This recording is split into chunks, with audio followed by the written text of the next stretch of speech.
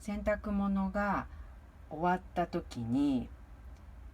悪い取り方をする方が多いんですけれども、洗濯機が終わったら大概洗濯物がこういうふうに絡まってます。それで1回でギュッと力を入れてこう持ち上げるとすごい圧力がかかって爪にこう裏返しになったり、お肉が取れたりピンクの部分が減ってしまうので、一つ一つ